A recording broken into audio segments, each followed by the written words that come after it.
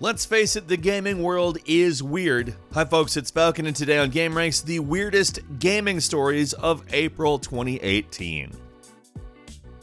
Number 10, usually when people rob stores and attempt to disguise themselves, they do something that requires maybe a little bit of effort. Most people really don't want to be caught, either now or later, and a disguise is usually a better idea than not a disguise. But a crappy disguise may not be better than no disguise if it shows your face through the disguise. This guy broke into a GameStop with one of those plastic bags that a bunch of water bottles comes in, which his face was clearly visible through. But despite that, they have not located the suspect. So they're asking for help from locals if they have seen this man. I'm guessing somebody has. It's just a matter of the right person seeing this footage and being like, oh, that's Milton. Number 9, hackers found a supposedly unpatchable vulnerability in the Nintendo Switch. Apparently in the NVIDIA Tegra X1, there is something called the USB recovery mode, which circumvents lockout operations and can be fooled into requesting a certain amount of data by sending it a bad argument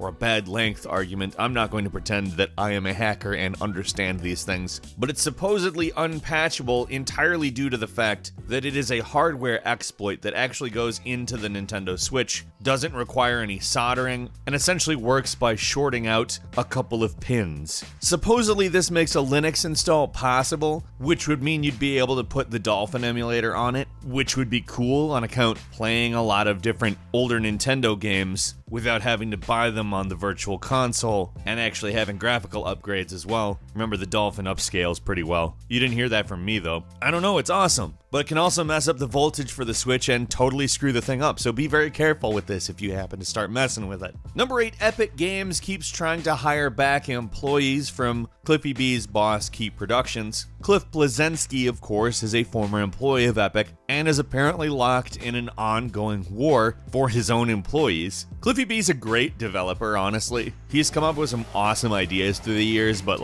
this is probably not the way to go about that type of a thing. If you really want to not have anybody jump ship, pay them really well.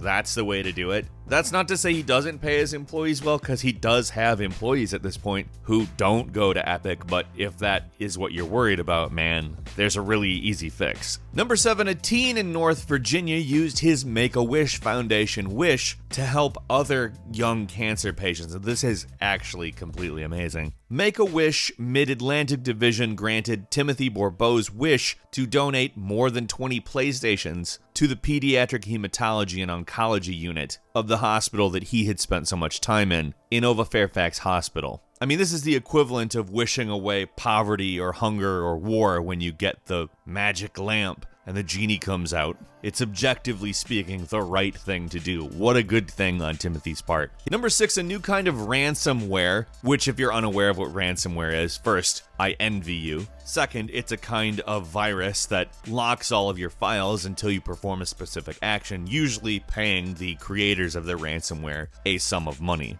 The creators of this ransomware, totally different though. They're just really intense advocates of PlayerUnknown's Battlegrounds. This ransomware encrypts all of your files, prevents you from accessing them, and is generally the same kind of jerk that all ransomware is, except the only thing you need to do to unlock your files and return to life as normal is to play PlayerUnknown's Battlegrounds for an hour. And it's not even that strict about it. If you just run PUBG, that's when it unlocks everything. And it gives you a code to unlock it too, in case you can't run PUBG. Some outlets have labeled it a prank, but it actually is kind of serious that it does all this stuff to your files. And it doesn't truly matter that it's not a steep requirement to get your files back. It just shows how utterly vulnerable so many systems are. And if you get this, it doesn't really matter the reason for it. There's not a lot being done to stop this kind of thing that's actually effective. Number 5, Billy Mitchell, the disgraced Donkey Kong former record holder who was exposed as having cheated, made a video statement defending himself and claiming that everything can be proven in a transparent fashion that shows that his scores are real. But, like, guy, you probably would do better by just ignoring all of this and letting it go away and continuing to be good at video games, because this guy is actually very good at video games. It's weird that he seems to want desperately to have this record when he has actually accomplished a lot of other things. Yes, it's not nice to have a cheating allegation taint your reputation, but if he can't actually prove it, he's dug himself quite a hole and created a sort of infinite taint situation in which there will be no discussion of his that doesn't involve that allegation, especially given he's contesting it. Although he has, weirdly enough, managed to garner more attention for this than he has in probably a long time. Number 4, Castrol Edge, an oil company, teamed up with Need for Speed and 2 people, one a driver and one a gamer who specializes in racing games, to put cameras on the backs of cars and have them drive the cars as though it were a game. They blacked out the windows so the drivers couldn't see outside of the car and tried to replicate the gaming POV in a real car. And both of them were able to drive fairly well. The driver obviously drove better than the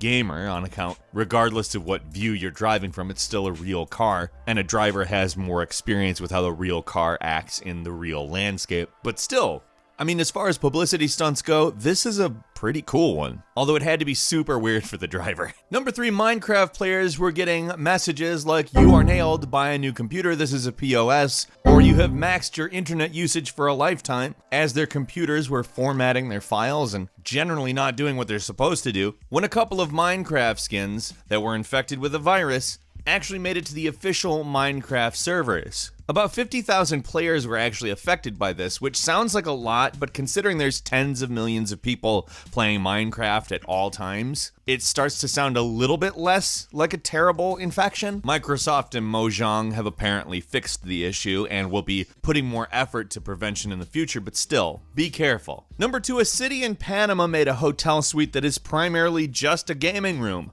I mean, there's technically a bed in there, but it doesn't seem a lot like the bed is much of a focus. It's really a pretty amazing looking room, actually, but one has to wonder, why would you be on vacation if this was all you really wanted to do? It makes me wonder why maybe they don't have things like this in more local hotels as opposed to ones in Panama City. If people are willing to fly to Panama City, traditionally a pretty big tourist hotspot, and spend all their time in a gaming hotel room, why not just do that with hotel rooms in the US? Like every hotel, just make 1 or 2 of those. And finally, number 1, a North Carolina teenager was caught in a tornado with winds that soared higher than 135 miles per hour that were ripping houses out of their foundations, ripping the roofs off of them, and overturning vehicles. And he just had to finish that game. There's only a couple players left, so he figured that that was an important thing to do. He got his brother and sister into the bathroom, which was probably the safest place in the house. But like, even after he had left the game and gotten everybody safe, all he was thinking about was Fortnite. I mean, that's intense. I love Fortnite. I'm playing Battle Royale and that all the time, and that is well beyond my limit. A quick bonus one for you. Somebody sent this to our Facebook page, and it's absolutely hilarious. I think this guy cut a hole in a water bottle, and from the looks of it, tied his head to his monitor with the water bottle acting as a scope. I mean, totally annihilating his field of view, but possibly giving him hyper concentration on what he's aiming on. Like, I'm guessing that this guy plays sniper style, and maybe he opens his other eye in order to see other stuff going on briefly. But like, if it works, it works. Doesn't matter how makeshift it is if you're winning, guy. Did you have a weird gaming experience over April 2018? Leave us a comment, tell us about it. Of course we want to hear. If you enjoyed this video, please don't forget to click the like button. And if you're not subscribed now, it would of course be a great time to do so. We upload brand new videos every day of the week, and the best way to see them first is of course a subscription. As always, so thank you very much for watching this video. I'm Falcon. You can follow me on Twitter at Falcon the Hero. We'll see you next time, right here on GameRanks.